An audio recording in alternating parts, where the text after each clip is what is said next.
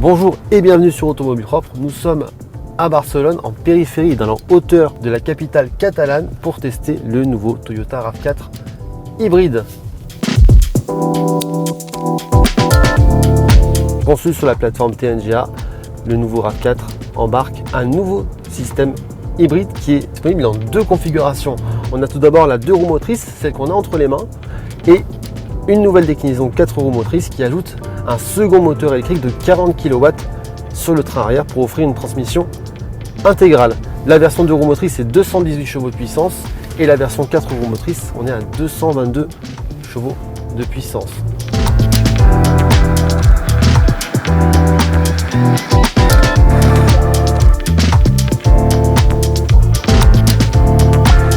Outre ces évolutions techniques, le nouveau SUV hybride de Toyota inaugure également un nouveau design. Alors, on a l'impression qu'il est beaucoup plus massif que le modèle précédent et pourtant, ce n'est pas le cas.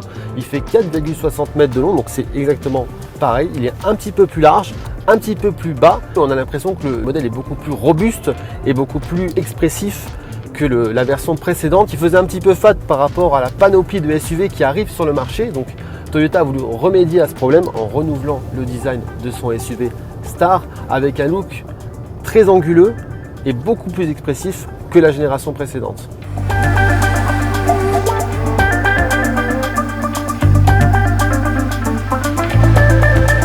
Le RAV4 il est un petit peu gros pour être vraiment conçu pour la ville, mais après en termes de motorisation, le système hybride, c'est là qu'il est le plus performant finalement, puisque les phases d'arrêt, de décélération qui sont très nombreuses en centre-ville, c'est ça qui va permettre de trouver la quintessence de ce système hybride avec une utilisation assez régulière du moteur électrique.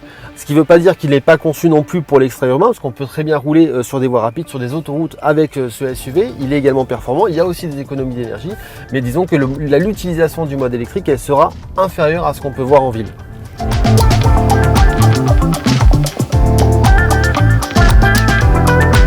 Par rapport aux 4,4 à 4,6 litres de consommation annoncée par Toyota, nous on est forcément un petit peu au-dessus. Il faut savoir que les valeurs normalisées sont souvent trop optimistes par rapport aux consommations réelles.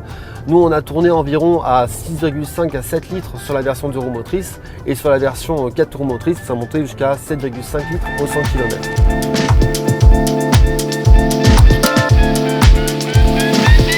Nouveau design, nouvelle motorisation, Toyota a bien fait évoluer son SUV et sait maintenant se remettre un petit peu dans la course avec un modèle qui est un petit peu plus émotionnel que le modèle précédent.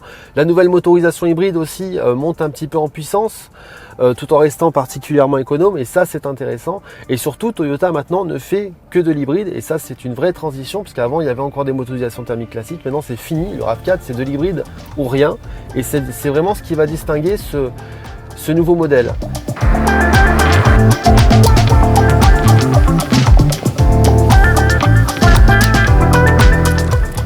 On espère que cet essai vous a plu. On vous dit à bientôt sur Automobile Propre et n'hésitez pas à vous abonner à d'autres chaînes YouTube. Merci, à bientôt.